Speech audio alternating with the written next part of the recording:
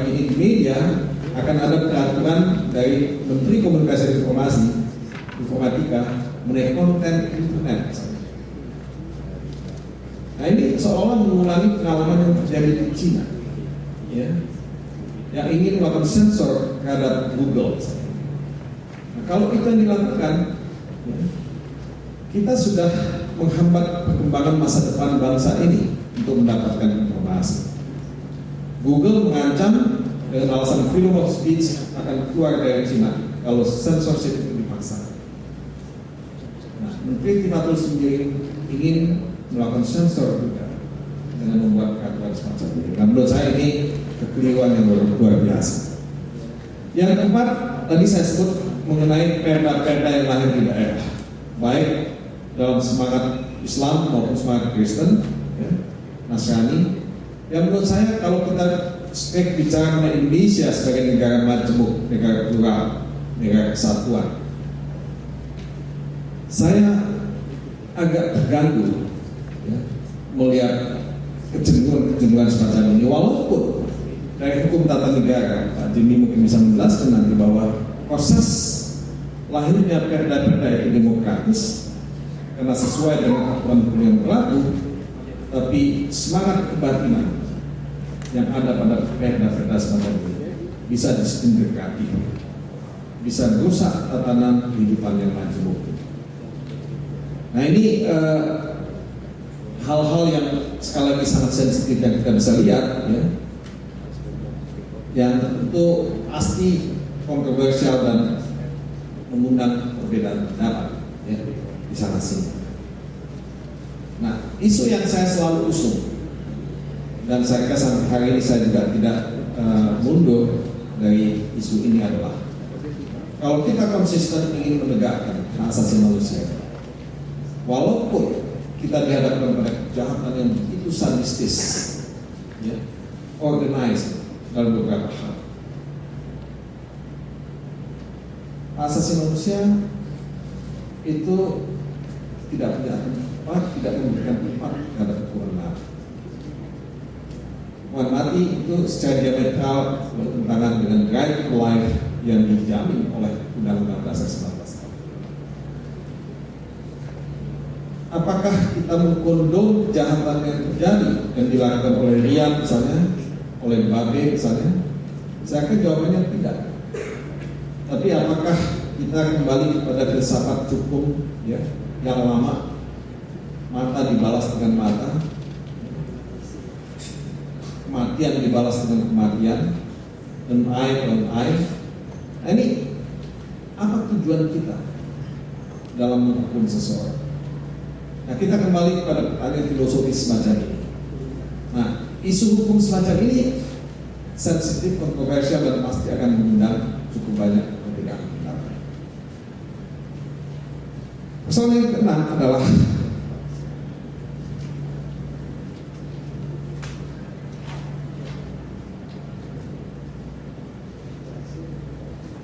persoalan yang lebih banyak kaitannya dengan hak-hak ekososial, hak-hak ekonomi, sosial, dan budaya.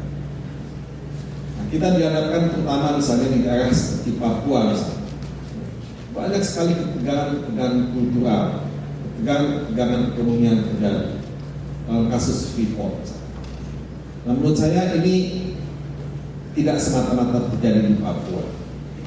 Pelanggaran hak-hak budaya, kalau kita tidak hati-hati, akan membuat bangsa ini semakin lama semakin terregimentasi, ya, semakin kerdil. Dan menurut saya sudah waktunya kita mencoba untuk lebih memberikan banyak perhatian pada pemulihan hak-hak budaya ini. Hal yang lain yang saya ingin kemukakan adalah mengenai perlunya kita menekankan perlindungan terhadap apa yang disebut human rights defenders, pekerja hak asasi manusia yang sangat banyak terancam dalam menjalankan tugas mereka. Nah, salah satu contoh yang paling banyak lengkap di media itu kasus Munir yang sampai hari ini masih belum selesai. Kita tidak tahu di mana ujungnya. Kalau dulu Wakil Presiden Yusuf Kala mengatakan pembunuhan Kennedy saja tidak pernah terungkap. Saya kira sistem itu benar, tapi kita kan tidak bisa menganalogikan ya, kasus pembunuhan Munir dengan pembunuhan Kennedy misalnya. Dan menurut saya kebenaran dan SBY sendiri pernah mengatakan bahwa pengungkapan kasus Munir is a test of history, adalah tes sejarah yang mesti dijawab. Nah itu masih belum selesai sampai hari ini.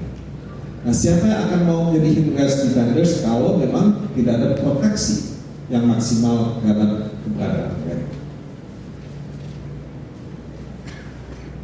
Banyak hal-hal yang lain, isu-isu hak asasi manusia kontemporer yang lain yang akan muncul ke depan. Kalau di Eropa misalnya sekarang hak untuk mati itu sudah diakui di negeri Belanda misalnya. Orang bisa, ya kan? Kalau dia memang sudah dalam posisi yang sangat hopeless, ya, bisa untuk menggunakan hak ini. Nah ini memang sangat ekstrim. Ya, kita belum sampai pada tingkat perkawinan sejenis misalnya. Ya, ini di beberapa negara bagian di Amerika sudah dilakukan sekarang. Nah saya tidak mengadvokasi itu tentunya. Tapi yang saya katakan adalah bahwa ini adalah isu-isu kontemporer hak asasi manusia yang muncul, yang dengan globalisasi yang terjadi pasti juga akan kita hadapi. Nah, bagaimana kita menyelesaikan soal semua ini? Nah, ini semacam daftar soal hak asasi manusia yang untuk menuntut kita untuk bertanya what next. Nah, karena kita bagian dari satu institusi pendidikan tinggi yang mesti antisipatif melihat persoalan-persoalan bangsa ini ke depan. Kuliah hak asasi manusia menurut saya juga tidak semata-mata kuliah yang normatif sifatnya. Kalau kuliah itu hanya kuliah normatif yang melihat pasal-pasal dalam Undang-Undang Dasar 45 maupun Undang-Undang Hak Asasi Manusia, kita tidak akan bisa memahami substansi dari persoalan hak asasi manusia yang terjadi pada masyarakat. Saya kira pendekatan-pendekatan yang multidisipliner, interdisipliner, ya, dan melihat kasus-kasus itu secara lebih konkret, ini akan bisa membawa kita kepada satu desain kurikulum pendidikan hak asasi manusia yang kita bisa tawarkan bukan saja di fakultas hukum, tapi juga di fakultas yang lain nanti. Dengan ini kita memperkaya ya, khasanah budaya kita, memperkaya khasanah kemanusiaan kita, dan memperkuat tali perekat kita juga sebagai bangsa. Nah, saya kira ini esensi ya, yang ingin kita capai kalau kita betul ingin menegakkan substansi hak asasi manusia. Nah, mungkin ini sekedar lontaran-lontaran yang saya bisa kemukakan, tidak terlalu sistematis mungkin, tapi mudah-mudahan bisa memberikan semacam overview mengenai where we are jauh mengenai keadaan hak asasi manusia sekarang. Terima kasih. Terima kasih. Tapi kalau di Cina ada sensor syukur, sebentar lagi kita sensor Facebook, Pak. Ya. Tapi Facebook itu di UI itu membuat karyawannya makin rajin, karena di UI itu sebelum jam 8 Facebook ini nyala, begitu jam 8 mati. Nah makanya karyawan datang pagi sekarang, jadi datang ke kantor, buka Facebooknya dulu, mengupdate, jam 8 tutup. Nanti makan siang gitu lagi, Pak. Buka dulu, begitu nyala buka, terus begitu tutup baru makan siang. Itu ada baiknya. Jadi Pak Tun tadi menambah masalah di dalam HAM di Indonesia yang tadi sudah ditambahkan oleh Pak Safri masalah hukumnya. Nah mudah-mudahan ini Juli bisa menyelesaikan masalah-masalah yang tadi diselesaikan dan mungkin menambah optimis kita bahwa sebetulnya reformasi hukum dan HAM itu ya tinggal sedikit lagi supaya masyarakat tetap optimis.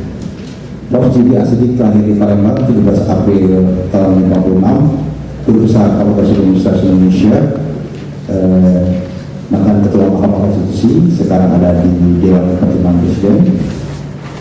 Hari ini kira-kira 10 menit Pak Jimli, saya silakan sampai 15 menit. Assalamualaikum warahmatullahi wabarakatuh. Selamat sore. Mohon maaf saya tidak biasa ngomong pendek. Ya, jadi ya sudahlah, kalau cuma 10 menit ya. Jadi apalagi masalah hukum, sekarang kita sedang dilanda masalah serius di bidang hukum yang kalau kita tidak bisa mengelolanya dengan baik, maka kita akan kehabisan waktu, kehilangan kesempatan untuk melakukan pembenahan terhadap kekisruhan yang kita alami sejak kita reformasi 10 tahun. Jadi saudara-saudara ya, 10 tahun kita sudah reformasi, segala macam perubahan sudah kita lakukan, semua institusi sudah kita bikin, semua aturan baru sudah kita buat.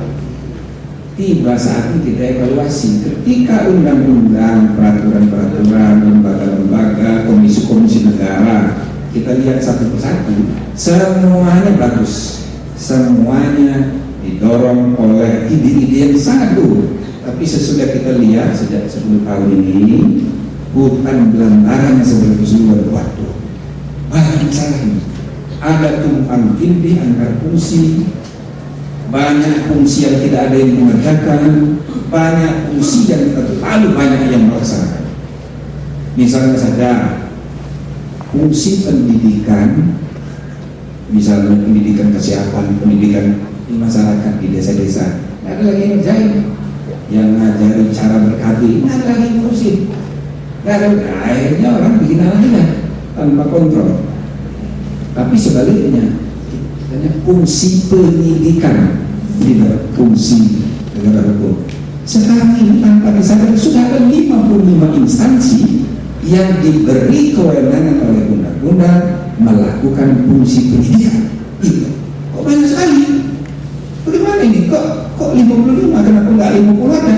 Kenapa nggak 40? Jadi saudara-saudara sekalian, ini menggambarkan bahwa memang kita mesti mengadakan evaluasi sesudah 10 tahun.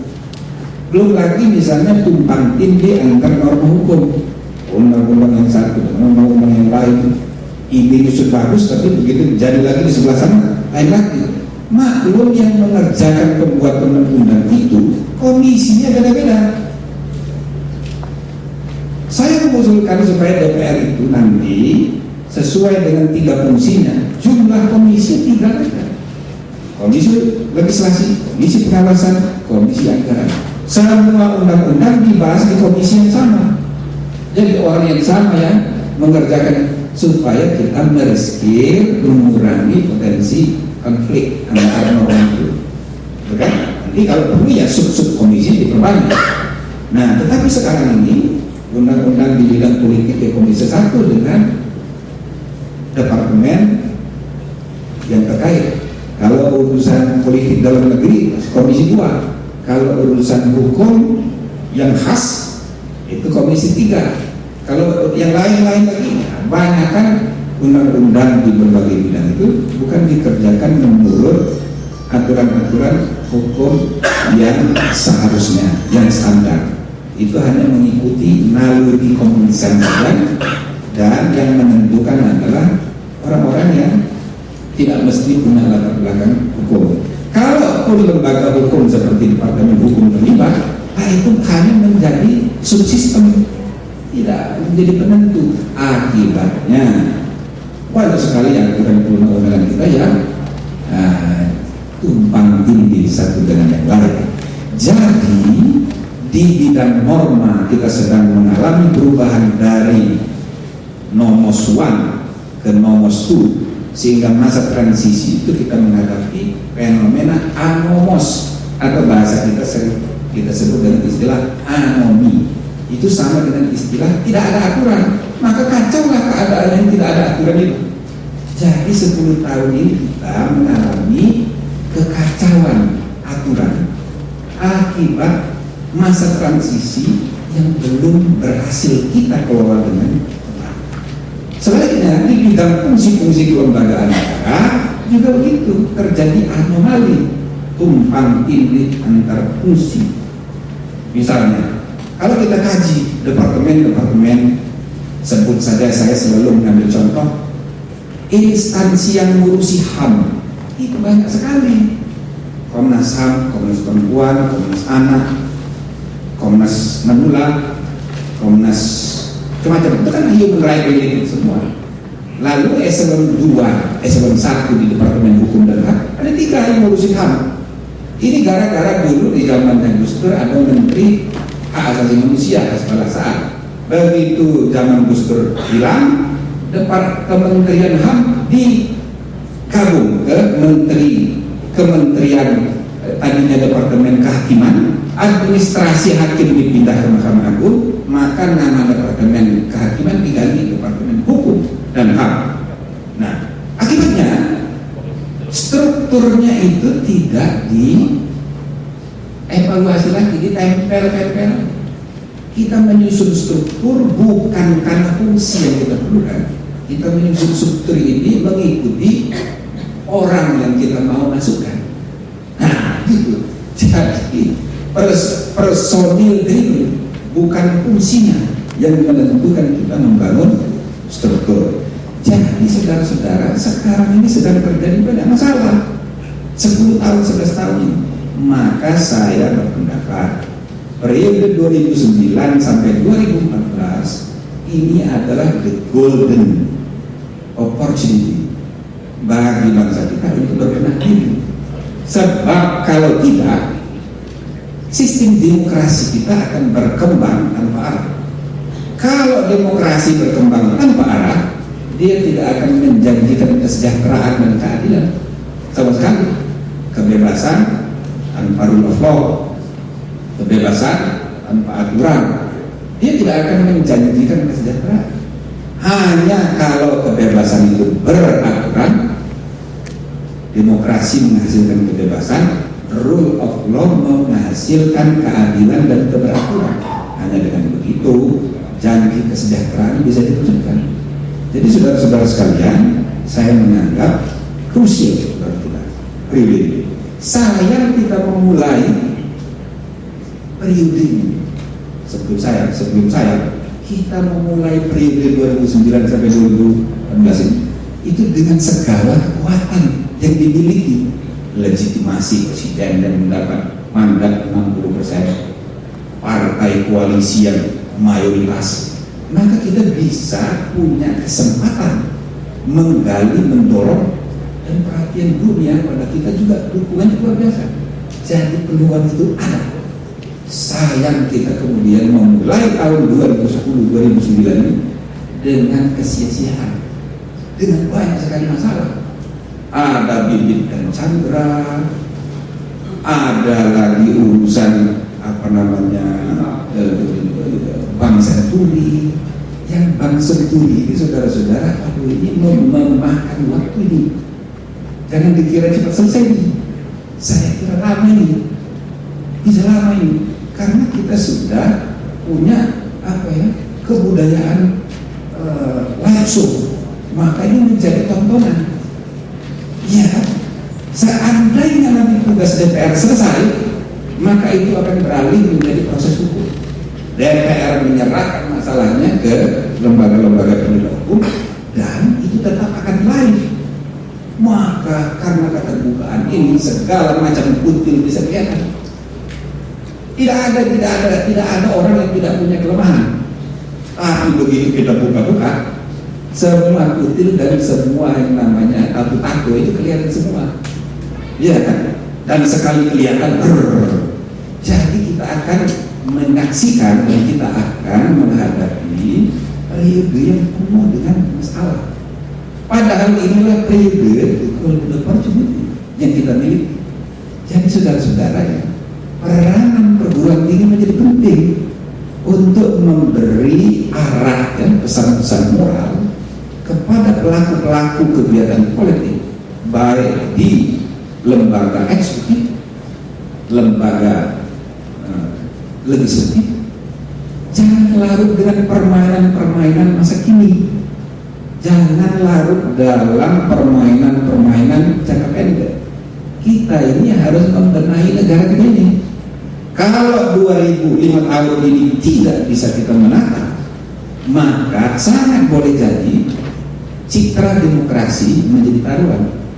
Demokrasi tidak lagi menjanjikan kebaikan.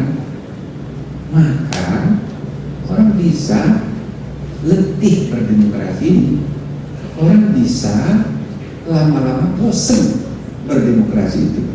Malah sangat mungkin terjadi orang lama-lama benci kepada demokrasi. Nah, ini bahaya ini. Anda tahu bahwa di Jerman itu di masa Weimar, begitu terjadi perubahan dari monarki ke republik Weimar itu hanya berusia 13 tahun. Weimar Republik itu adalah sebuah republik yang dianggap paling liberal dalam sejarah Eropa. Weimar Republik. Weimar Constitution itu adalah the most liberating constitution in the history. Itu bagi beberapa ahli. Hebat banget. Nah, di penghujung masa 13 tahun Weimar Republik itu, orang tidak merasa dapat apa-apa oleh kebebasan, tidak dapat apa-apa oleh demokrasi. Lama-lama orang muak dengan kebebasan, muak dengan demokrasi. Muncullah Hitler dengan tahun ke-13. Hitler itu pendek, bukan orang Jerman asli. Dia adalah orang Austria. Dia mengkampanyekan ide anti demokrasi, anti kebebasan. Dia sama sekali tidak suka dengan kebebasan. Apa yang terjadi, saudara? Pemilihan umum dia ikut, dia menang mayoritas. Padahal dia tidak mengkampanyekan demokrasi. Dan kita tahu sesudah dia menjadi kanselir Jerman, tragedi kemanusiaan terbesar dalam sejarah terjadi di masa kepemimpinan seorang demagog bernama Hitler. Jadi kita jangan menganggap demokrasi tidak berguna. Ini yang harus kita kelola masa transisi ini dengan tepat. Harus kita bersama-sama di semua lini mesti berbuat sesuatu. Saya rasa UI sebagai perguruan tinggi yang sangat diharapkan memberi arahan-arahan akademis, pesan-pesan moral, pesan-pesan prophetik gitu, bagi mengarahkan jalannya kehidupan berbangsa dan bernegara ini di jalan yang benar, jalan yang tepat. Ini saya kira sangat diperlukan. Tentu saja ini kan kita juga tidak bisa melepas diri dari tanggung jawab. Jadi perguruan tinggi sudah melahirkan banyak sekali sarjana. Sekarang semua pemeran di bidang politik, ekonomi, hukum, kebudayaan, sosial itu kan adalah lulusan-lulusan perguruan tinggi semua. Di semua lembaga hukum itu kan para SH semua. Sebagian besar itu kan dari Fakultas Hukum UI. Loh, kenapa hukum kayak gini? Saya suka bilang sama insinyur pertanian, Profesor Doktor Insinyur Pertanian itu paling banyak jumlahnya di negeri ini. Tapi gimana ini perkembangan pertanian kita? Membleh. Jadi apa kerjanya? Sarjana-sarjana lulusan IPB itu banyak menjadi wartawan olahraga. Gimana ini? Itu waktu kita bikin MK pertama kali, separuh wartawan saya kumpulin, siapa dari mana? Wartawan rupanya lulusan IPB. Jadi ada problem relevansi pendidikan. Pendidikan kita ini tidak relevan dengan kenyataan. Fakultas Hukum juga sama, tidak relevan dengan kebutuhan. Fakultas Hukum hanya mengajarkan pasal-pasal, padahal kita harus memecahkan kasus-kasus. Jadi ini problem. Jadi saudara-saudara sekalian, saya tidak hanya bicara untuk hukum ini. Jadi seluruh selaku bernegara kita sedang menghadapi masalah serius. Nah, di bidang hukum ada 5 elemen yang menurut saya penting untuk mendapat perhatian. Satu, ya, banyak ahli menyebutnya etika dalam komponen dalam sistem. Kalau saya 5, satu ada problem budaya, culture, legal culture. Kedua ada problem institusi. Ketiga ada problem instrumen hukumnya, baik peraturan, keputusan tata usaha negara maupun polis, pengadilan. Nah, karena itu penting faktor yang keempat, yaitu sistem informasi. Jadi kalau kita bisa membenahi sistem informasi, maka mungkin ada peluang bagi kita untuk memperbaiki sistem hukum nasional dengan baik. Yang terakhir, faktor kelima adalah leadership. Kita tidak punya leadership, institutional leadership di setiap jajaran untuk memperbaiki keadaan. Semua pejabat itu, dan menurut saya, hanya menikmati jabatannya, tidak melaksanakan tanggung jawabnya untuk membenahi. Dan ini berlaku buat semua. Seorang peneliti mengadakan penelitian bukan untuk relevansi penelitian bagi kemajuan bangsa, tapi untuk hukum. Seorang dosen menulis buku maksudnya supaya dapat hukum. Jadi akibatnya ya semua kegiatan-kegiatannya untuk kepentingan diri kita masing-masing. Rata-rata pejabat kita begitu di bidang hukum, apalagi hakim, jaksa, polisi.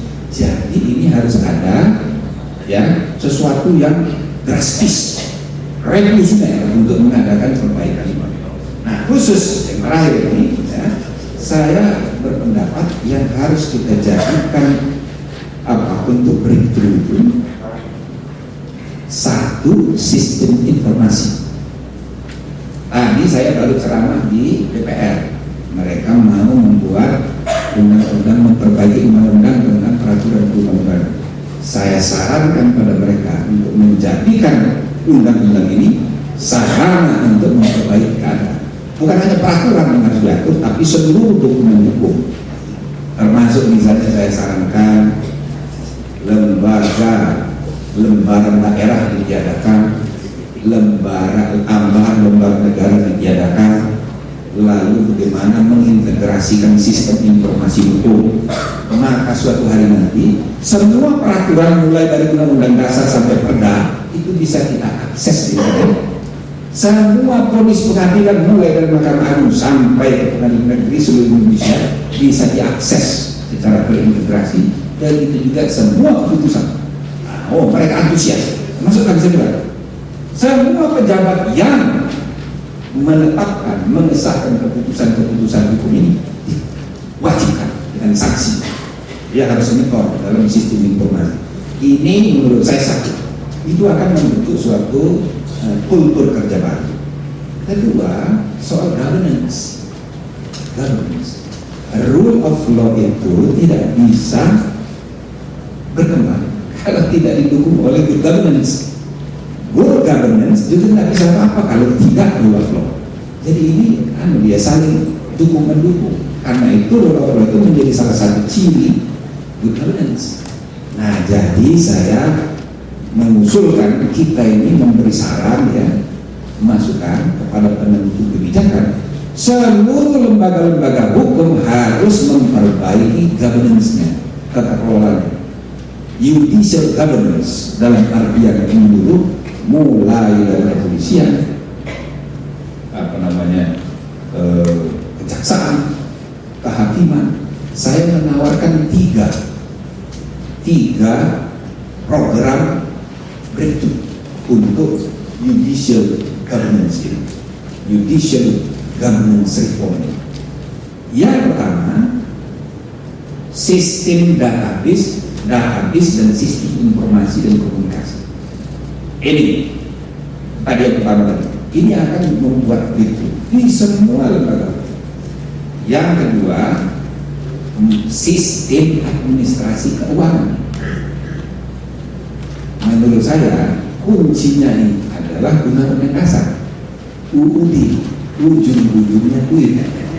Kalau duit teradministrasi dengan baik, misalnya semua lembaga hukum harus mendapat predikat auditnya wajar tanpa kecuali dalam berapa tahun. Kalau enggak, kepalanya diganti. Pengadilan negeri, ketua pengadilan negeri bertanggung jawab dalam waktu 2 tahun harus dapat duit. Itu yang kami kerjakan di MK. Yang saya bilang 3 ini semuanya pengalaman saya di MK. 1, database dan sistem informasi dan komunikasi. 2, administrasi keuangan. Yang ketiga, pelayanan umum. Manajemen pelayanan umum harus dibuat efisien, seefisien mungkin. Misal, kalau misalnya mau dapat petikan putusan selama ini butuh waktu 1 bulan, harus dibuat sehari. Pelayanan akan pencari keadilan itu harus dibuat efisien. Nah, ini 3 kunci untuk kita memperbaiki judicial governance, dan judicial governance ini akan menjadi prasyarat berkembangnya rule of law. Rule of law itu akan menjadi pilar bagi berkembang dan mekarnya demokrasi yang kita bangun, sehingga janji kesejahteraan insya Allah bisa diwujudkan. Terima kasih. Assalamualaikum warahmatullahi wabarakatuh. Terima kasih banyak Prof. Fidli. Benar, kita tidak sia-sia meminta beliau untuk bicara, karena tadi semuanya sebetulnya kita masih butuh lagi, tapi biarlah nanti kita jelaskan kalau ada pertanyaan dari Bapak dan Ibu sekalian tentang beberapa solusi yang beliau tawarkan untuk masalah-masalah dalam hukum dan hubungannya dengan hak asasi manusia baik nasional maupun internasional. Baik, silakan Bapak dan Ibu sekalian, kita punya untuk sementara 15 menit untuk yang pertama. 3 penanya dari kawan-kawan dari Universitas Diponegoro. Silakan sebutkan nama dan instansinya. Silakan Bapak yang pertama, nanti dulu, kemudian saat kedua Bapak, ketiga Bapak yang paling kiri. Rekan dari Undip, ya, Universitas Diponegoro, ada pertanyaan? Ya, baik, 1 Bapak itu, ya, 2 ya. Untuk sementara nanti ditujukan kepada siapa pertanyaan tersebut, dan walaupun nanti akan dijawab oleh hampir semuanya saya kira. Mungkin yang pertama saya kira dari ibu dulu, dia Bapak-Bapak. Dari ibu dulu mungkin ya. Baik, 1 dulu dari Universitas Diponegoro, silakan Pak. Oke. Ya. Dari siapa? Ya, kalau saya Yudi Mulya Hardianto. Saya Fakultas Hukum Universitas Diponegoro semester 6. Saya ingin menanyakan Pak kepada Pak Todung Mulya Lubis tentang mengenai fenomena kerbau Shibuya, kerbau SBY, kerbau yang dipakai demonstrasi kemarin itu Pak. Jadi di satu sisi itu merupakan hak menyampaikan aspirasi dari warga negara, dan di satu sisi juga itu merupakan merupakan suatu hal yang sangat menjengkelkan mungkin bagi kalangan pihak itu, terutama bagi mungkin SBY sendiri gitu. Beliau sangat geram waktu itu. Bagaimana pandangan Bapak mengenai hal itu? Apakah itu melanggar HAM atau tidak gitu Pak? Kemudian yang selanjutnya saya menanyakan kepada Pak Sapri mengenai reformasi hukum Pak. Jadi reformasi hukum terus dilakukan, tetapi mental dari aparat hukumnya itu sendiri makin sini makin memburuk Pak. Jadi menurut saya itu seperti mengisi air dengan bocor Pak. Jadi sama seperti halnya suatu hal yang sama saja bohong gitu Pak, sama aja tidak ada hasilnya begitu Pak. Jadi bagaimana solusinya antara mental aparat dibangun dan juga konstruksi hukum terus dilakukan, reformasi hukum terus dilakukan gitu Pak. Mungkin sekian dari saya, terima kasih. Mungkin ada lagi? Atau nanti dulu? Silakan Pak. Silakan dulu Pak, dulu pertanyaannya. diskusinya Pak. Baik, terima kasih. Selamat sore kepada bapak-bapak narasumber serta seluruh sivitas FMUI. Saya berbahagia sekali hari ini bisa bertemu langsung para pakar. Jadi saya dari Forkapal, Forum Peduli Tenaga Ahli Parlemen. Jadi luar biasa sekali hari ini.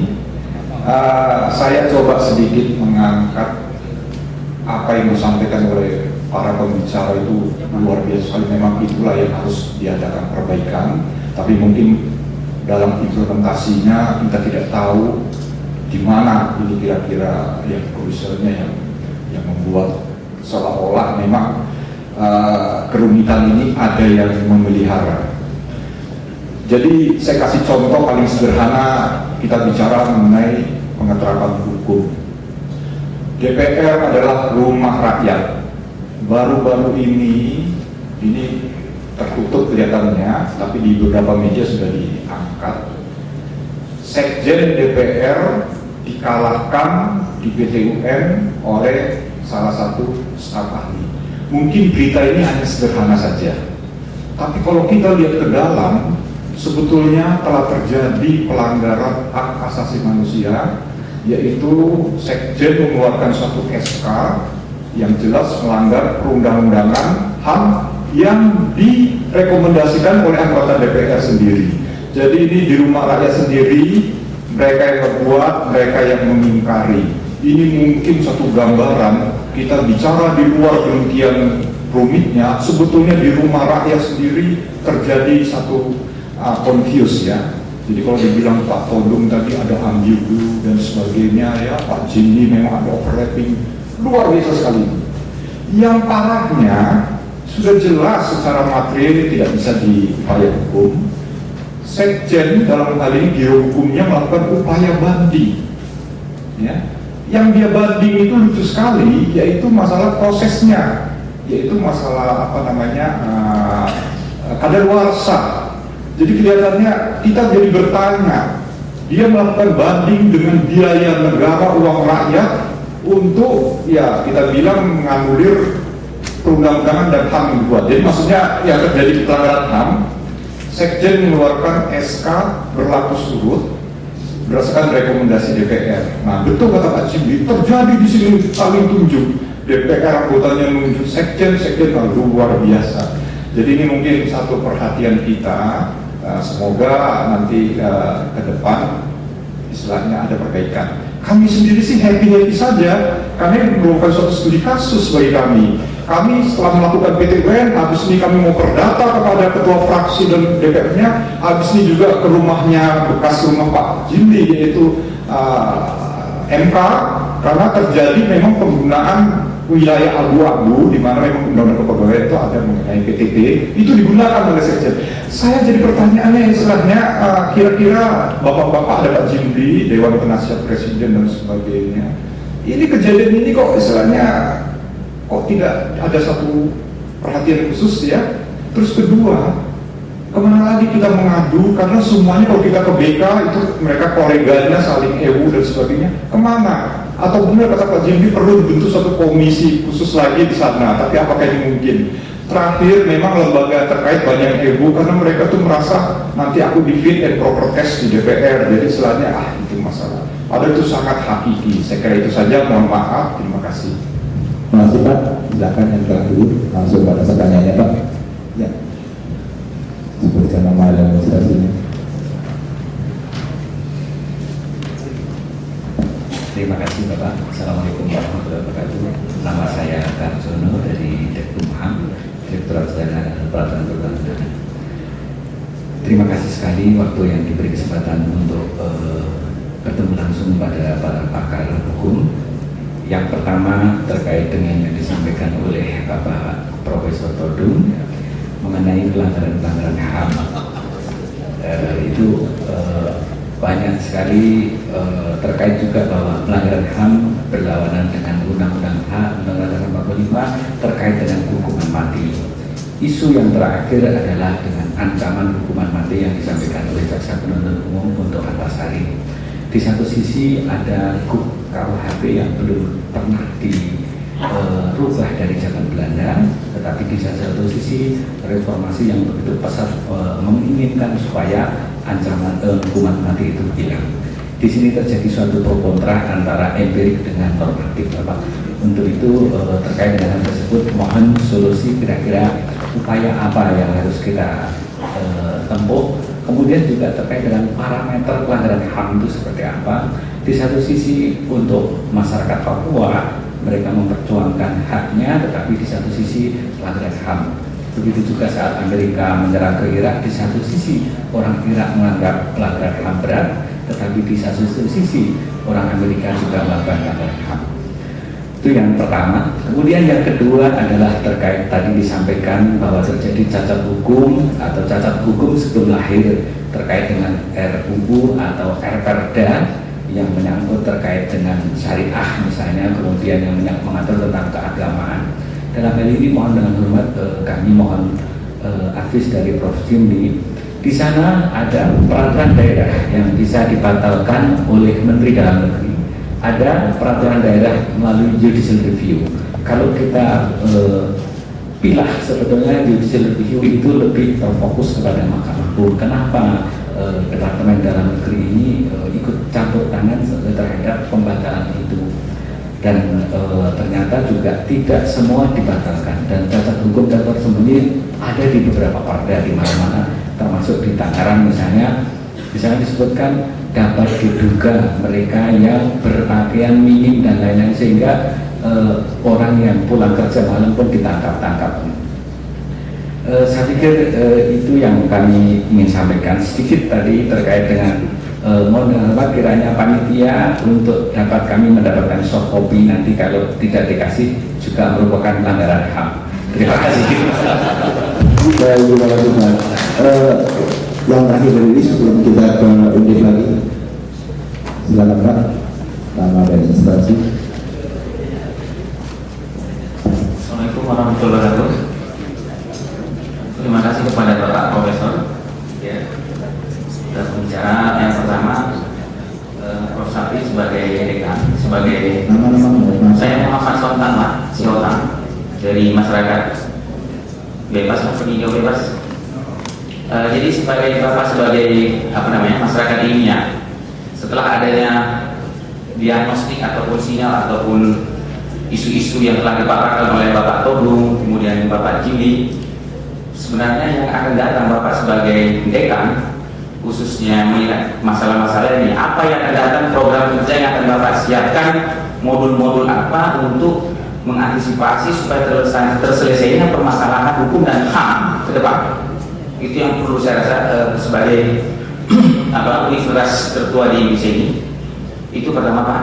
Yang kedua, untuk pembicara kedua, Bapak Todung Mulya Lubis, kemudian Pak Jimli mungkin sekaligus. Saya lihat ini gelarnya profesor, tapi kalau saya lihat di sini praktisi ya, sekarang keluar dari institusi pendidikan tinggi, ada di luar akademisi. Kalau saya lihat kerjanya, nah bagaimana sebenarnya eksistensi komitmen Bapak membuat situ profesor, tapi nilai akademisnya hanya mengutarakan paparan yang tidak dalam sana, hanya sebatas survei saja. Kalau seorang profesor harusnya nampak nilai akademisnya lebih tinggi untuk mengutarakan secara ilmiah. Jadi maksud saya di sini adalah kalau Bapak profesor, mungkin pada saat Bapak menimba dan mengulas dan memberikan masukan alternatif, output dan outcome itu secara jurnal, secara penyelidikan dan dilaporkan secara internasional publish sebagai gelar akademis profesor. Tapi kalau Bapak sudah mengulasnya itu hanya paparan saja, dari tadi saya begitu, profesor banyak, itu hanya paparan yang hanya survei saja. Lebih baik dipenggalkan itu profesor, kalau tidak kita mengajar di perguruan tinggi full time. Ini menjadi suatu kacamata kita sebagai orang tua untuk melihat.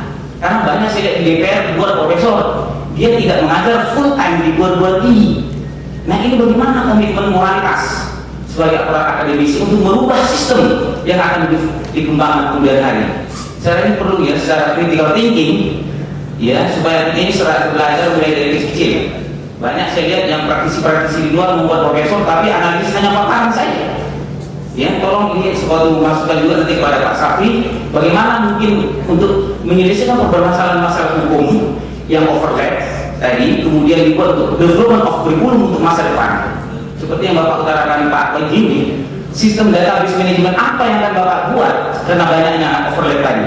Bapak pernah di bawah organisasi profesi hukum administrasi tata negara. Ini ada suatu tools, sistem, database management system apa yang akan Bapak buat kalau hanya cakap-cakap saja. Banyak overlap, tapi apa toolsnya? Nah, ini perlu suatu integrated system, integrated design ilmu. Oke Pak, terima kasih. Assalamualaikum warahmatullahi wabarakatuh. Saya terakhir ada satu lagi dari kawan dari Inggris. Silakan, satu lagi tadi yang di pojok yang tidak pakai topi ya. Apa kan bukan?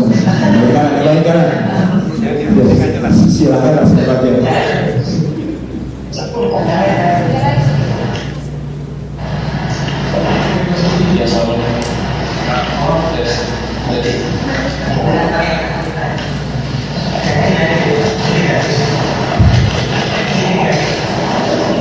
Dan tadi kedengeran Pak, yang tadi.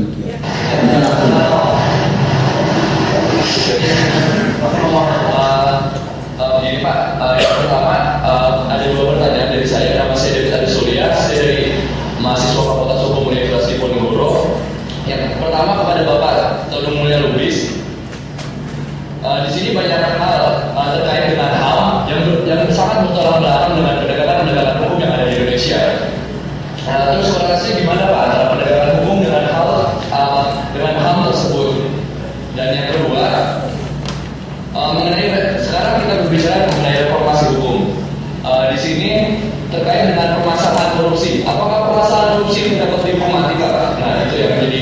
Dan apakah yang melakukan korupsi tersebut dengan adanya hukuman mati untuk para korupsi, apakah melanggar HAM?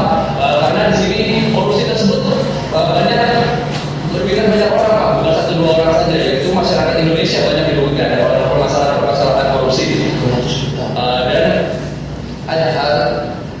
sekarang untuk pertanyaan untuk Bapak Jimli Asidik, ada dua pertanyaan untuk Bapak Jimli. Yang pertama, permasalahan saya setuju dengan Bapak, banyak sekali tadi banyak sekali tumpang tindih antara komisi-komisi yang ada di Indonesia ini, baik dari komisi yang tadi udah ada komisi HAM, terus ada dari komisi pemberantasan anak, ada komisi perlindungan anak, ada komisi perlindungan wanita, dan komisi perlindungan perempuan. Bagaimana menurut Bapak, bagaimana solusinya dengan masalah-masalah tersebut? Terus yang terakhir untuk Bapak Jimli Asidik, bagaimana pendapat Bapak mengenai falsafah hakim sebagai corong hukum? Nah, saya mohon maaf, hakim sebagai corong undang-undang. Bagaimana pendapat Bapak mengenai falsafah tersebut? Terima kasih.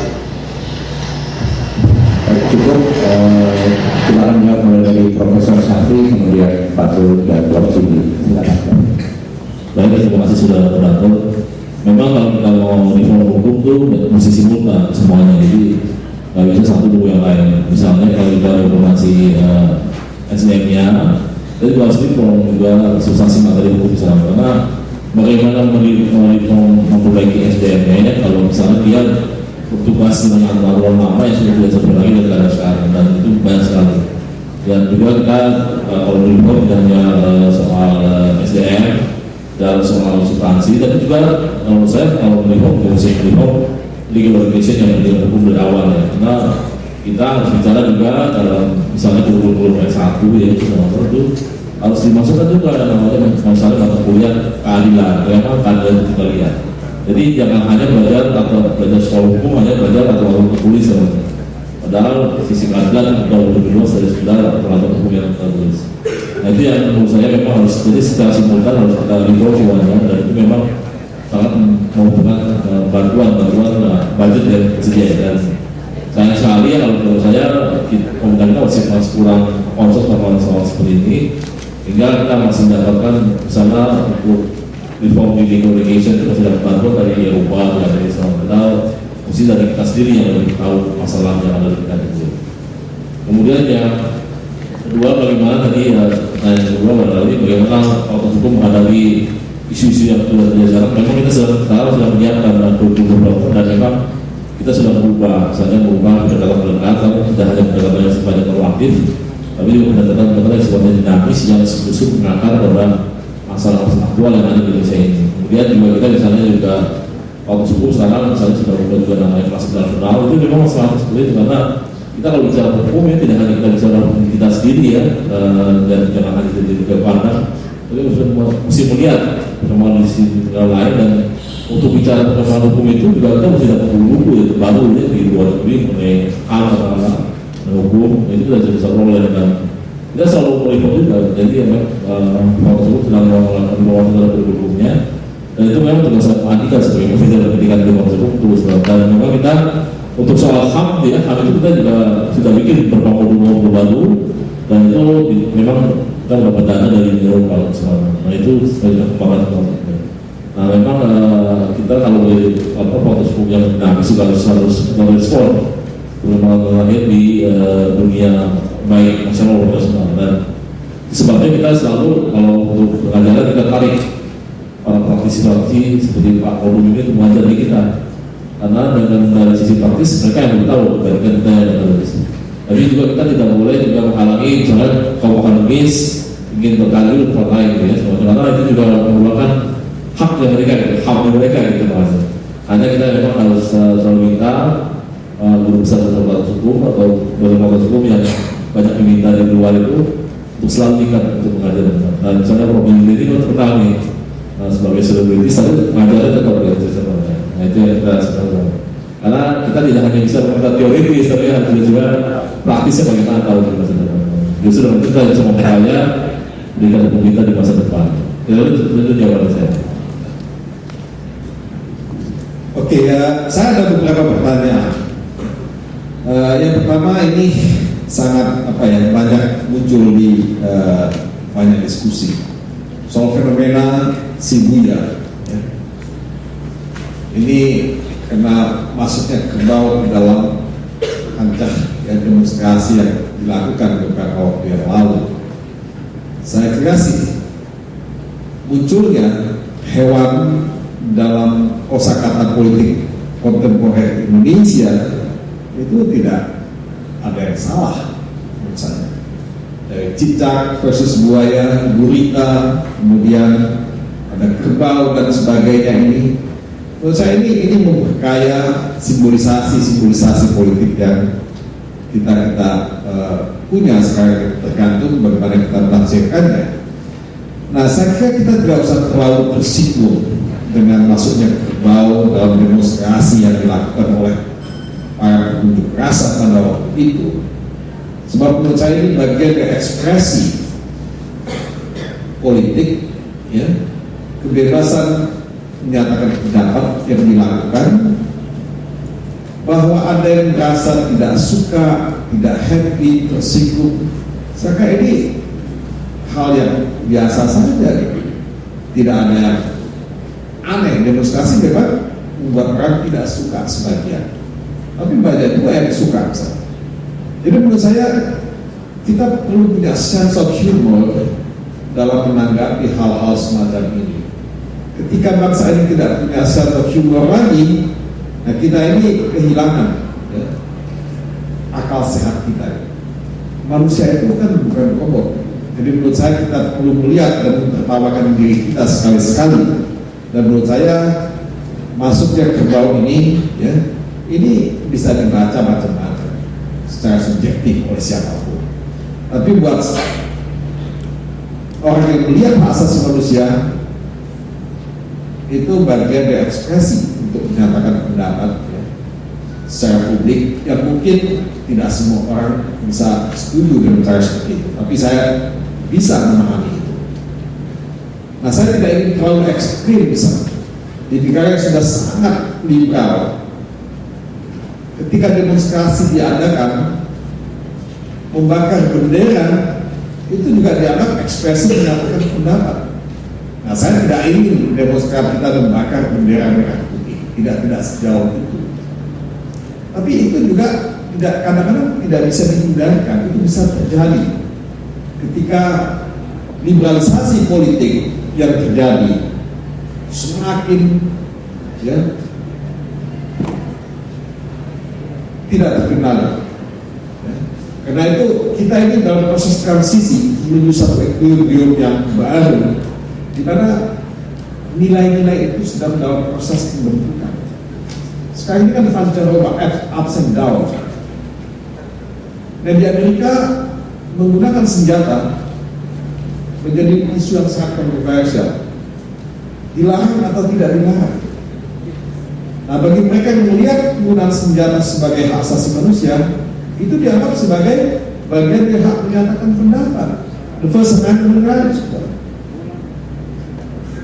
Tapi apakah misalnya tidak bisa dilihat juga dampaknya? Karena baru-baru ini sudah ada orang yang gila menggunakan senjata, dosen di Michigan, kalau saya nggak salah, di Kentucky, yang membunuh beberapa orang. Dan ini kejadian berkali-kali.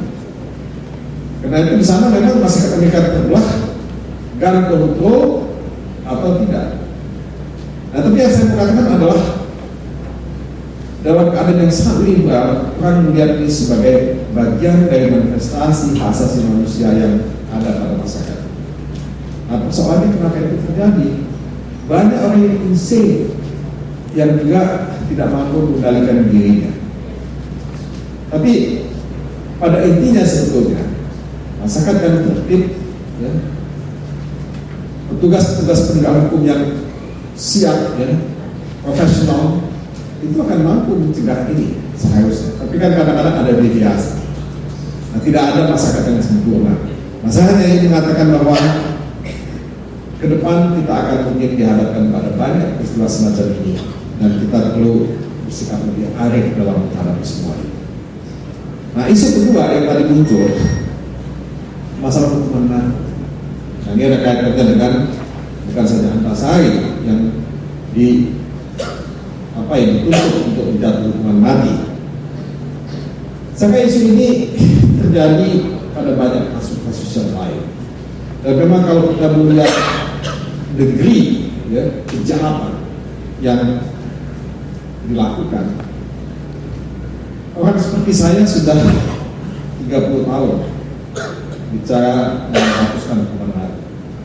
Kadang-kadang saya juga terganggu. Kok ada seorang seperti Babe itu bisa melakukan sodomi terhadap sekian anak kecil dan membunuh. Tapi dalam hukum kan orang yang sakit jiwa, itu tidak bisa dipertanggungjawabkan. Ada sesuatu yang salah pada orang itu. Gak bisa dikatakan bahwa dia normal, waras, ya, 100%. Mesti something wrong. Gak bisa melakukan perbuatan yang sangat keji, kejam, tiada semacam itu. Tapi selalu ada. Tadi Prof. Jimmy jangan anomali. Selalu ada hal-hal yang menyimpang, ya, dari normalitas dalam hidup ini. Kalau saya kaitkan dengan korupsi, ini pertanyaan dari Undip tadi. Apakah koruptor yang menyengsarakan sekian banyak manusia itu harus dihukum mati? Ya. Apakah itu pantas? Nah, sekali lagi, kalau logika pikiran itu diajukan oleh Prof. Jimmy tadi dikatakan, jangan hanya melihat kata-kata yang ada pada undang-undang, pada pasal-pasal. Lihatlah kompleksitas persoalan yang kita hadapi. Nah, apakah korupsi itu sekedar perbuatan melawan hukum untuk memperkaya diri sendiri dan merugikan uang negara? Anda masuk pada kasus demi kasus, Anda akan melihat betapa sistemik, endemik, dan kompleks persoalan korupsi yang ada. Dia menggambarkan lemahnya governance, dia menggambarkan lemahnya sistem, ya, yang tidak transparan, yang tidak akuntabel. Dia menggambarkan lemahnya law enforcement yang memberikan peluang untuk melakukan korupsi. Karena kita di sini bicara mengenai corruption by greed, korupsi karena kerakusan. Orang yang punya kuasa, punya kesempatan, punya power melakukan korupsi. Kalau corruption by needs, karena kebutuhan, nah gajinya tidak cukup, itu di mana-mana mayoritas orang Indonesia melakukan korupsi. Dan mereka tidak bisa dihukum, apalagi dihukum mati. Mereka tidak mendapat gaji yang layak, walaupun pertanyaannya adalah, kalau Anda memilih menjadi pegawai negeri, ya pasti Anda dapat gaji kecil. Kalau mau jadi kaya, ya masuk di Freeport, masuk di Exxon, masuk di perusahaan multinasional.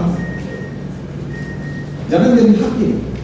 Hakim nggak akan menjadi kaya kalau mendapat gaji penuh. Hakim yang kaya bukan karena gaji. Nah, jadi korupsi itu sistemik, kompleks, endemik, tidak merupakan kesalahan individual. Orang melakukan korupsi karena kesempatan terbuka untuk melakukan korupsi. Jadi yang dibenahi sistemnya.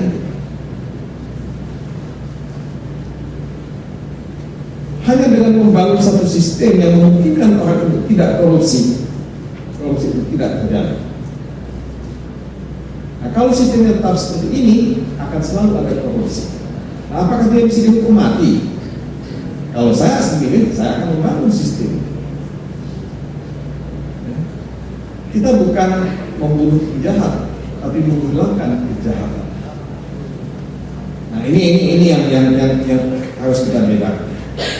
Nah, saudara, perdebatan hukuman mati ini akan sangat panjang, walaupun tren global menunjukkan bahwa mayoritas negara di dunia sudah menghapuskan hukuman mati.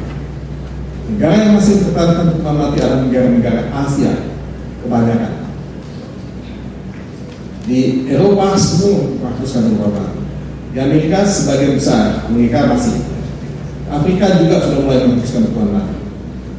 Tapi Asia, Timur Tengah, inilah negara di mana hukuman mati itu masih diperlakukan. Tapi tren ini akan terus-menerus berkembang, dan saya percaya one day kita juga akan sampai ke sana, walaupun kita belum sampai pada level itu sekarang. Nah, jadi sekali lagi kita mesti melihat kompleksitas ini. Tadi kita bicara mengenai Papua misalnya, sebagai salah satu contoh. Ini politisasi pelanggaran hak asasi manusia di Papua juga luar biasa. Tapi juga tolong dilihat bahwa banyak sekali ketegangan ya, institusional, ketegangan politik dan sosial yang terjadi di Papua. Misalnya dalam kasus Freeport, di mana begitu banyak orang yang sudah meninggal karena tembak-menembak antara polisi dan tentara. Apakah itu persoalan separatis semata-mata? Menurut saya juga tidak. Ada yang mengatakan bahwa ini karena pertolongan seekers. Pihak kepolisian berkompetisi dengan pihak undangan untuk mendapatkan ya, porsi dari security budget yang ada. Nah, ini soal yang diberikan kami hitam adalah separatisme. Tapi kalau kita mau melihat secara lebih jernih persoalannya, mungkin bukan itu. Ada soal lain, bottom line-nya itu adalah soal uang, ujung-ujungnya duit. Nah, ini yang tidak muncul ke permukaan, dan menurut saya dalam konteks macam ini kita perlu lebih hati-hati menyimpulkan, karena kalau tidak kita hanya membaca dan melihat apa yang terjadi di permukaan. Nah, ini beberapa hal yang saya kira perlu kita waspadai kalau kita bicara mengenai asasi manusia, khususnya kalau ada yang ada kaitannya dengan hukuman mati. Karena tidak sederhana, tidak gampang, dan apa yang terjadi di Aceh sekarang ini dengan kanun jinayah yang sudah disahkan oleh DPRD di sana, itu masih menjadi isu. Gubernur Aceh masih menolak. Apakah hukuman mati model ya rajam seperti itu masih bisa diperlakukan dalam obat global yang begitu cepat seperti sekarang? Nah, even masyarakat Aceh terbelah. Bukan hanya kita, masyarakat artisannya terbelah. Jadi menurut saya perdebatan ini masih akan panjang dan saya tidak bisa mengatakan bahwa dia akan selesai dalam 1-2 tahun. It may take more than that, lebih lama dari yang kita bayangkan. Mungkin ini beberapa jawaban yang saya bisa berikan. Terima kasih. Baik, saya catat ada kira-kira 7 nih. Pertama, putusan betul ya masih dibanding oleh Sekjen DPR. Kalau kita menghargai proses hukum, ya itu kan belum selesai. Memang ada kelemahan di dalam peradilan tata usaha negara itu. Seringkali pejabat tata usaha negara itu tidak melaksanakan putusan pengadilan di seluruh Indonesia. Itu misalnya kalau orang dipecat, lalu yang dipecat mengajukan ke pengadilan menang, tidak diangkat lagi oleh yang memecat sampai pensiun, sampai meninggal. Kasusnya banyak sekali, terutama termasuk juga di bidang perdata, sengketa tanah di mana-mana udah menang tapi nggak bisa dieksekusi. Nah, untuk mengatasi inilah di undang-undang pengadilan hukum yang baru tahun lalu itu sudah ada hukuman paksa kepada pejabat yang bersangkutan harus melaksanakan putusan itu. Kalau dia tidak melaksanakan, dia terhambat promosinya. Nah, mudah-mudahan ini akan mengubah itu. Jadi kalau ini prosesnya sudah inkrah, sudah final, saya yakin Sekjen DPR ya setuju.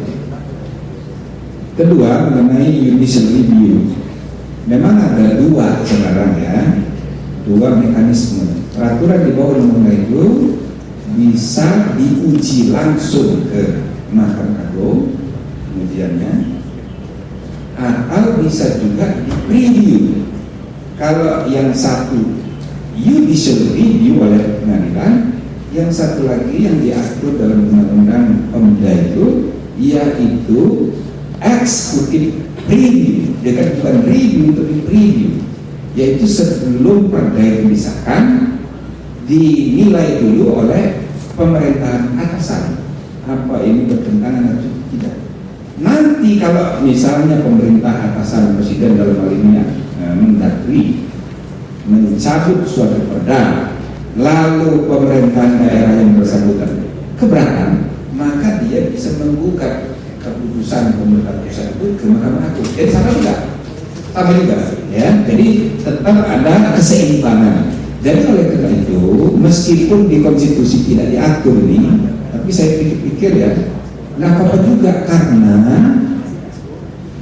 mekanisme eksekutif review itu diperkenalkan dalam kaitannya dengan susunan organisasi negara kesatuan, di mana pemerintahan atasan memang atasan dari pemerintahan bawahan. Jadi produk-produk perda di tingkat bawah itu di samping bisa review ke Mahkamah Agung, bisa juga ke Departemen Dalam Negeri. Sebab jumlahnya banyak sekali yang perlu ditertibkan. Nah, timbul masalah lain mengenai perda ini. Bagaimana kalau dia ini diujikan Mahkamah Agung? Mahkamah Agung menggunakan undang-undang sebagai batu uji. Mahkamah Agung bisa memutuskan ini tidak bertentangan dengan undang-undang.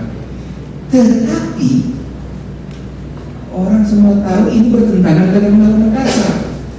Apakah mungkin perda dibawa ke MK?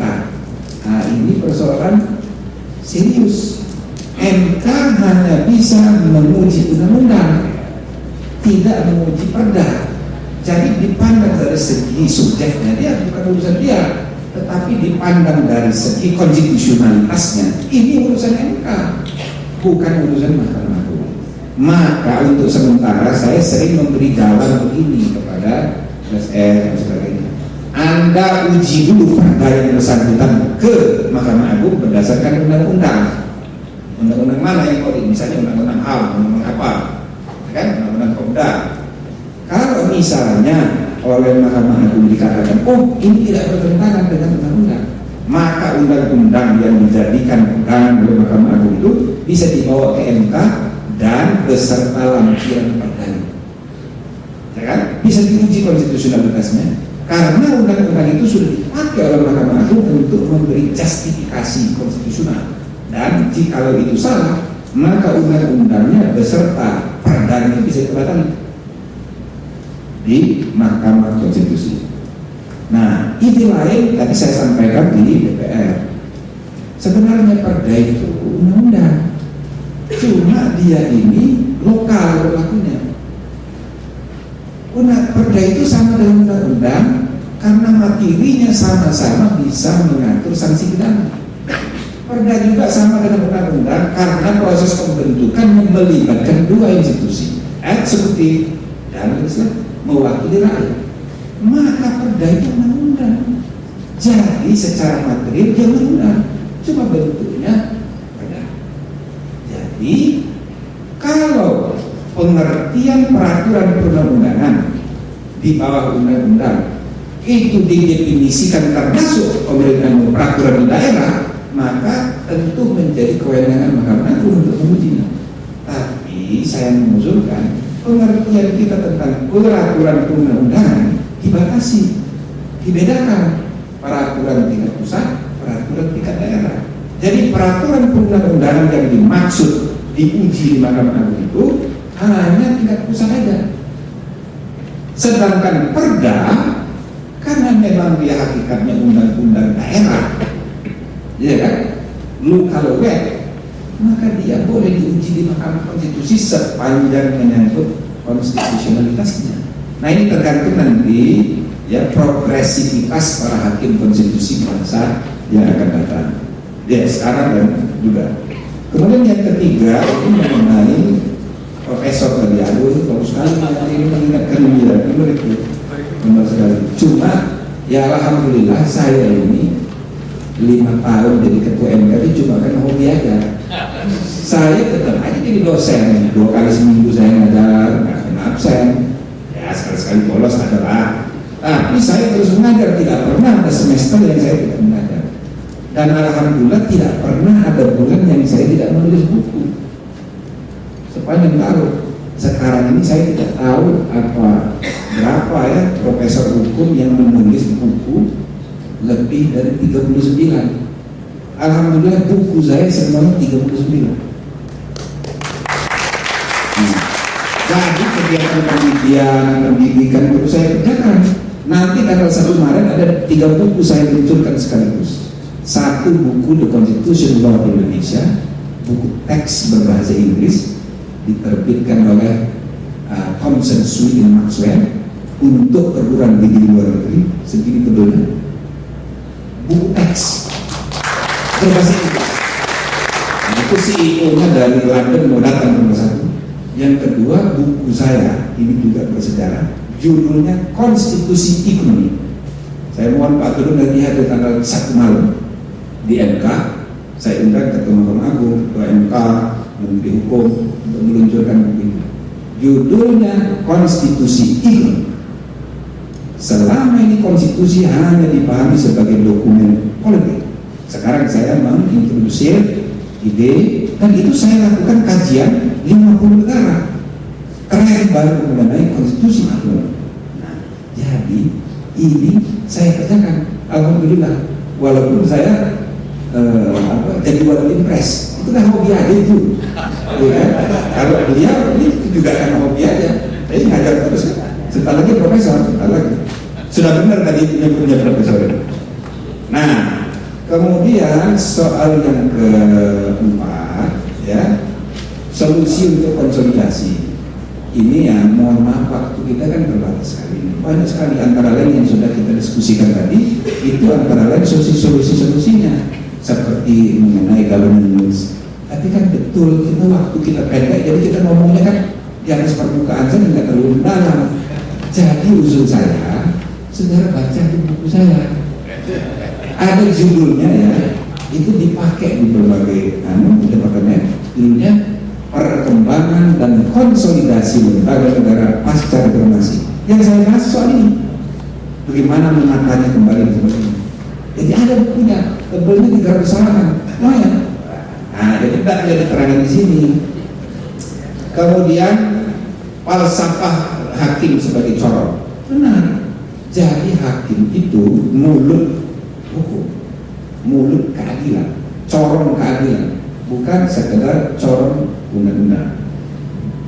Bahkan kalau menurut pendapat saya, polisi dan jaksa itu adalah penegak hukum, bukan penegak peraturan. Harusnya, kebetulan saya juga mengajar di PTIK.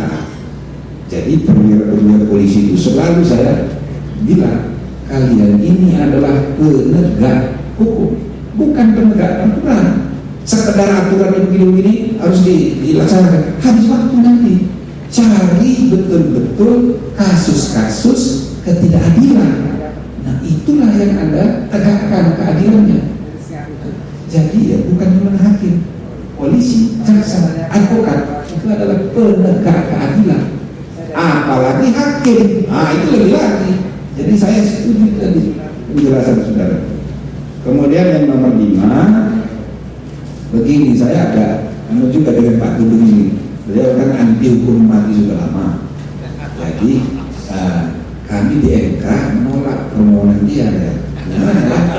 Ya. Cuman saya sebagai pribadi saya setuju hukuman mati itu dihapus. Banyak orang salah paham. Kalau hukuman mati dihapus itu seolah-olah mutlak. Enggak. Ada beberapa negara yang pernah menghapus hukuman mati, kemudian suatu hari dihidupkan lagi. Bisa ada. Itu kan menyangkut soal perkembangan rasa keadilan yang hidup dalam masyarakat. Tapi untuk zaman sekarang ini di Indonesia menurut saya, ya, lebih baik dihapuskan. Saya setuju itu. Dan bukan cuma itu. Dalam praktek kita ini sudah secara de facto sudah menghapuskan. Sebab kalau misalnya dipelajari, kecuali terpidana yang pengen mati cepat, itu kan lain. Tapi kalau dia tidak mau mati, dia bisa minta gerasi tanpa batas. Selama gerasi belum dikasih, eksekusi pidana mati tidak boleh dilakukan. Itu menurut undang-undang gerasi. Berarti kita ini sebetulnya sudah menerima ide penghapusan pidana mati secara de facto. Sebetulnya, tinggal lejurnya aja. Nah, saya bilang ke dia, kalau misalnya kita hapuskan pidana mati, kita membuat sejarah luar biasa. Ini negeri besar di Asia yang pertama menghapus pidana mati. Ini negeri Muslim terbesar pertama yang menghapus pidana mati. Ini negara demokrasi terbesar pertama yang menghapus pidana mati. Amerika itu belum. Doa di sana ini kita membuat sejarah luar biasa. Tapi ya apa daya, karena ide penghapusan pidana mati itu belum mencerminkan persepsi mayoritas, sehingga itu juga mempengaruhi jumlah 9 orang hakim. Ya udah, saya ikut aja, ya kan? Aku boleh buat, tapi Pak Tolong ya nggak usah putus asa. Kalau ditolak itu masih ada peluang di masa depan. Kalau sudah dikabulkan, ya tidak bisa lagi, kan gitu. Kemudian yang terakhir soal ini saya ingin urut sedikit aja soal korupsi ini ya. Jadi setelah 10 tahun ini kita memberantas korupsi kayak begini ya, baik juga untuk kita renungkan apa sudah benar ini cara kita memberantas korupsi. Jangan-jangan gara-gara kita memberantas dengan cara seperti 10 tahun ini malah tambah marah, tambah subur korupsi. Gitu loh. Korupsi itu terjadi karena kekacauan hukum. Kekacauan ini terjadi selama 10 tahun ini. Coba lihat. Jadi sistem itu yang memungkinkan orang untuk melakukan pelanggaran. Nah, tadi sudah ada 2, corruption by greed, corruption by need. Saya tambah satu lagi juga, corruption by naif. Ada juga orang korupsi karena dia naif, tolol aja, administrasi. Dia salah, dan dia dapat untung cuma sedikit, tapi naif sekali. Masa seorang menteri misalnya tidak tahu bahwa itu salah? Naif.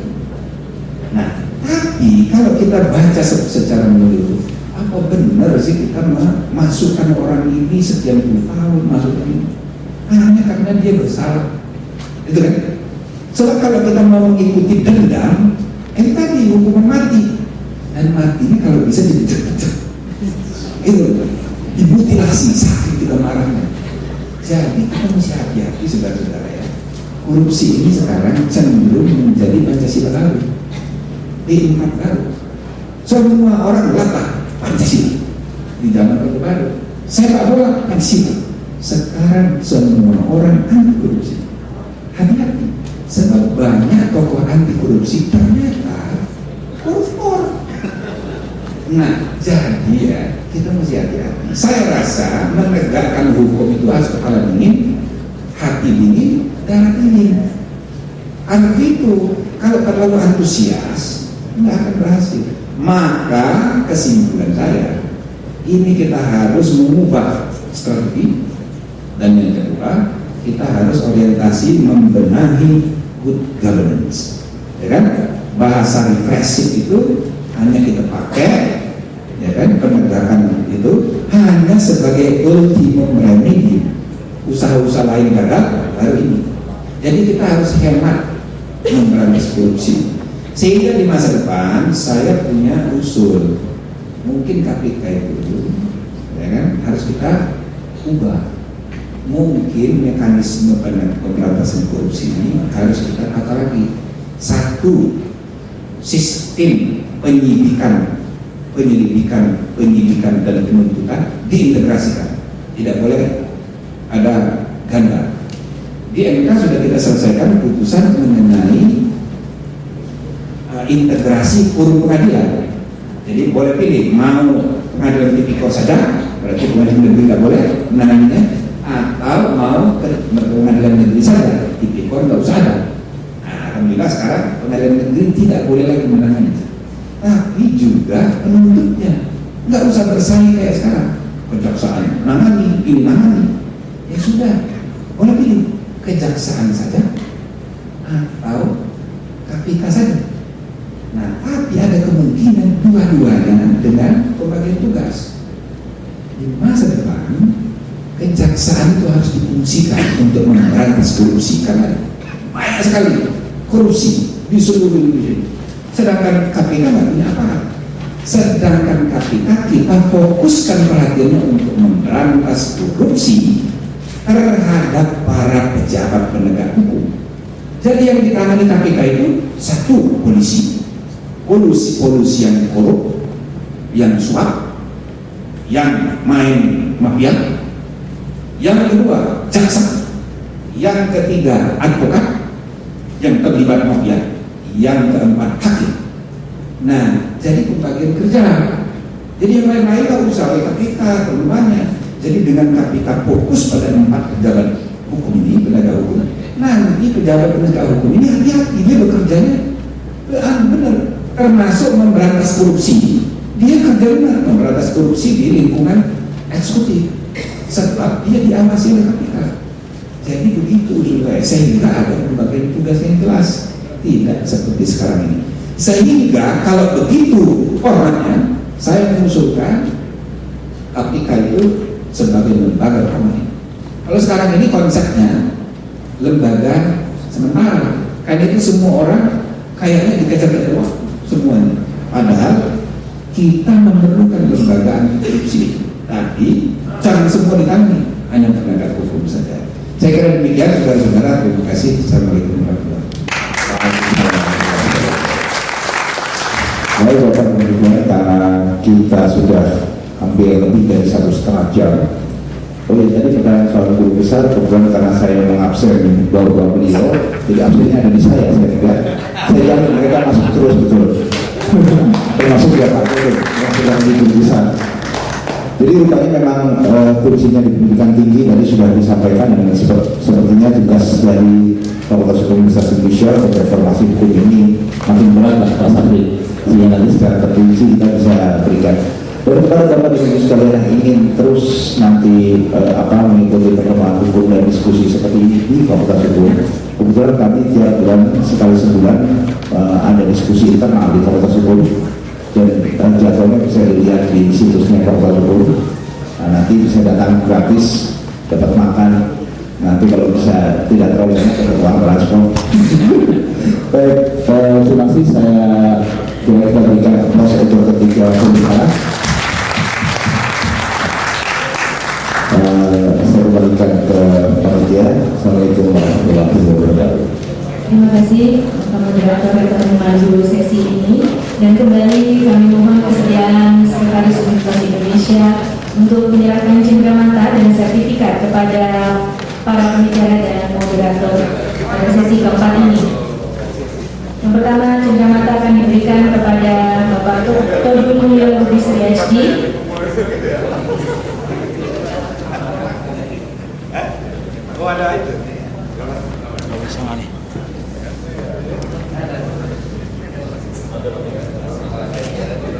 Cenderamata ini diberikan kepada Bapak Todung Mulyo Lubis.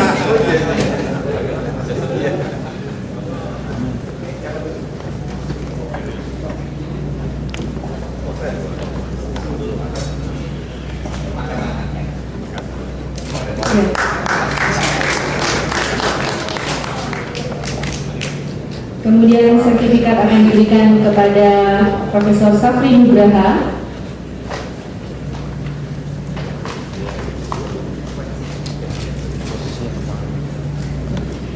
Kemudian yang terakhir kepada Profesor Dr. Jimli Asyidiki.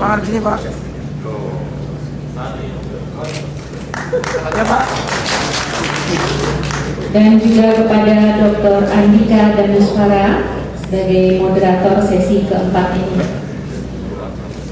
Terima kasih Bapak-Bapak dan Ibu sekalian. Dengan berakhirnya sesi keempat ini, maka berakhir pula keseluruhan rangkaian acara Simposium Nasional Transformasi Bangsa Menuju Masyarakat Maju Sejahtera dan Adil. Kami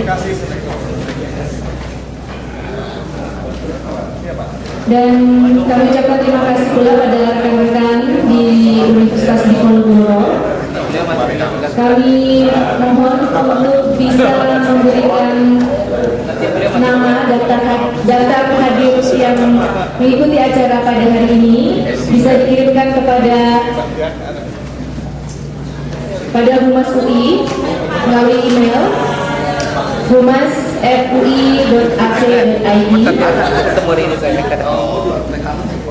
karena kami akan mengirimkan sertifikat simposium. Terima kasih. Dan kami ucapkan terima kasih pada seluruh hadirin pada hari ini. Selamat jalan dan wassalamualaikum warahmatullahi wabarakatuh. Salam sejahtera.